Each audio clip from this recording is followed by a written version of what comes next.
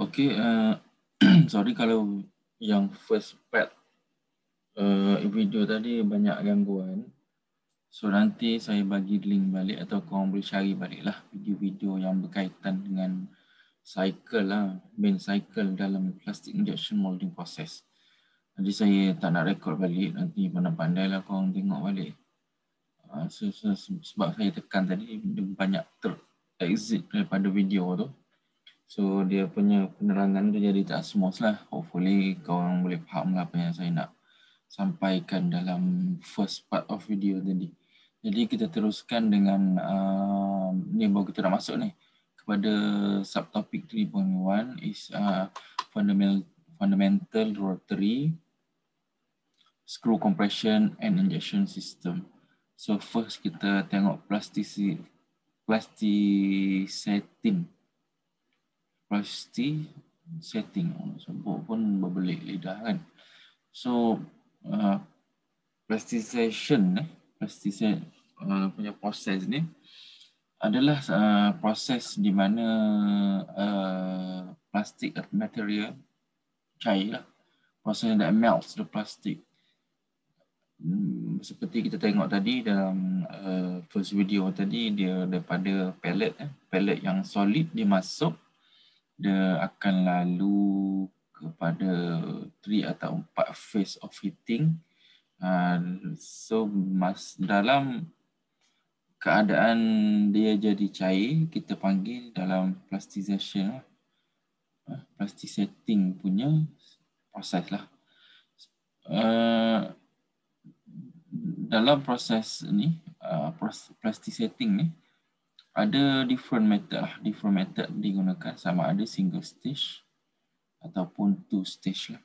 Single stage ataupun dipanggil reciprocating screw ataupun two stage.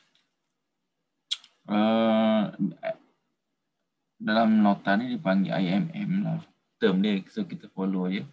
IMM, PIM pun boleh, IMM injection molding machine ataupun PIM.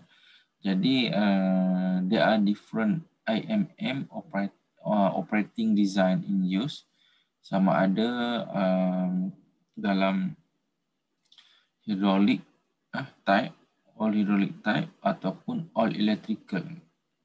Dan satu lagi adalah gabungan antara hydraulic dengan electrical, iaitu kita panggil hybrid lah. Okay.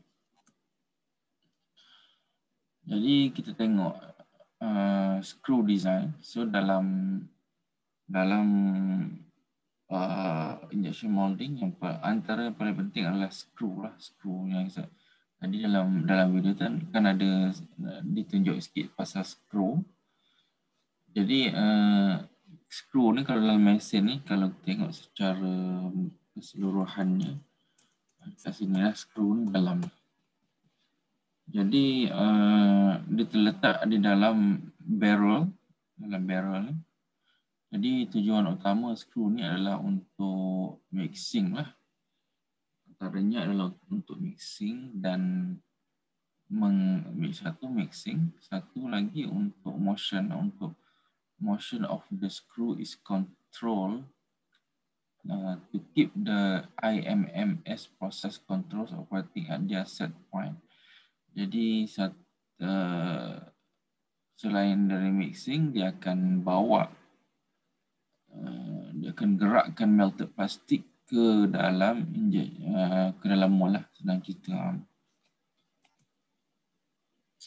Jadi screw design seperti kita tengok tadi, dia ada tiga stage lah ataupun 3 section. So ini tengok ni gambar screw. Gambar screw. So dia ada feed. Dia ada feed section. Feed ni apa feed? Feed ni suapan. Feed suapan. Lepas tu compression. Kedua compression. Dan stage ketiga adalah metering lah. Okay. Jadi kita tengok kat sini. Ini gambar screw. So ini gambar apa? Ini gambar benda ni. Ini gambar apa ni? Cek balik. Ingat balik ni gambar apa? Okey, kita tengok fit. Fit where stage fit daripada awal. Plastik first enter, okey, dan yang ingat tadi daripada pallet dia masuk ke hopper, dia jatuh atas ni lah, benda ni atas skru ni, jatuh terus atas skru ni berpusing. So fit ni dia bawa kita pergi dulu. Dia daripada panjang keseluruhan, fit ni lebih kurang 50 hingga 75% daripada panjang keseluruhan skru. Jadi almost half and more daripada total length of the screw ni. Jadi the length depend on how much heat has to be added to the plastic that enters the hopper where it may be preheated. Jadi maksudnya panjang fit punya bahagian ni adalah merangkumi dekat mana terletaknya heating element tu lah. So berapa panjang, berapa jauh ataupun berapa lama stage heating tu, kat situlah akan beradanya ataupun terletaknya fit punya section ni. Okey, kita pergi seterusnya kepada section seterusnya adalah compression ataupun dia panggil juga sebagai transition lah. Transition.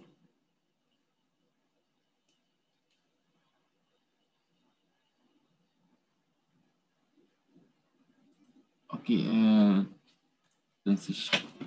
Jadi kalau kita tengok dia punya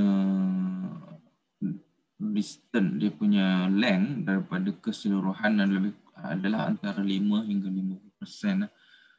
Hanya 5 ni kecil kan, 5. Kadang-kadang untuk compression ni tak perlu panjang ataupun tak perlu lama. Dan ada juga sampai yang hingga separuh daripada panjang keseluruhan skru tadi. So dia untuk compression ni penting dan dia perlu sufficiently long to make sure that the plastic is melted. Okay. Melted ni maksudnya bila dia, kalau contoh dia tak cukup panjang, so dia akan cepat sampai lah. Bila dia pendek, dia akan cepat sampai ke next stage-nya, iaitu metering, dan dia punya plastic setting tu tak sempat nak complete lah, tak cair habis lagi, ataupun tak sampai stage yang dikendaki lagi, dia dah dibawa ke next stage itu. So dia akan bertukar stage lah. Tu dia maksudnya sufficiently long. Maknanya kalau cepat dia tak memenuhi kehendak kita nak. Dan last sekali adalah metering. The plastic is smeared and sheared to give the melt its final uniform composition and temperature for delivery to the mold. So jadi kat ujung ni adalah kita panggil metering. Metering ni sebenarnya adalah satu proses stage dekat, kalau masa kita handle mesin pun ada satu term kita panggil metering. Metering ni maknanya masuk stage last sekali dia nak bawa molten material ataupun melted plastik tu ke dalam mold lah. So dia panggil metering.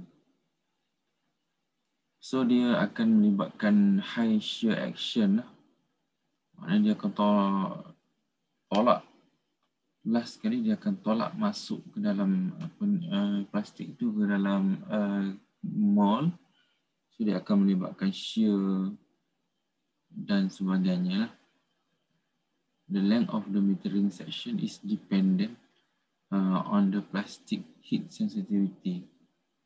So dia bergantung kepada sejauh mana sifat material tu kepada proses injection molding proses lah. Okey, proses cycle saya pergi dengan cepat. Kita tengok dah tadi. First material is injected into the tool. So, okay, sebelum tu dia masuk ke hopper. Sudah inject masuk kepada tool. Tool ni mold lah. Tool ni kena faham tool ni. Tool ni bukan tool yang panah apa semua tu. Tool ni adalah ni lah yang melibatkan dengan mold ni. Mold ni dipanggil tools.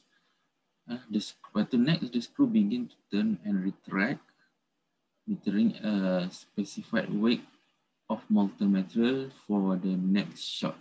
So kita tengok balik metering. Metering ni kalau dalam istilah yang digunakan dalam injection molding process, metering ni adalah last stage dia nak inject. Proses dia nak inject ataupun nak bawa molten plastik ke dalam core and cavity. Itu panggil metering. Lepas tu material is injected into the tool, injected masuk dalam mold dan berlakulah proses bila dia inject masuk dalam masa yang sama dia akan pack masuk, dia akan bagi compression sikit supaya betul-betul molten plastik tu betul-betul masuk dan memenuhi ruang yang ada dalam core and cavity.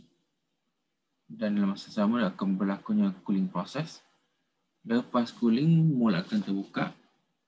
Dalam masa yang sama dia nak sampai mold pellet, mold plate nak sampai ke belakang tu, dia akan keluar satu ejector pin dan akan menolak mold injected part tu jatuh ke bawah, seperti video tadi. Tengok video tadi boleh faham. Saya korang tengok di video tu, insya-Allah boleh nampaklah proses ni.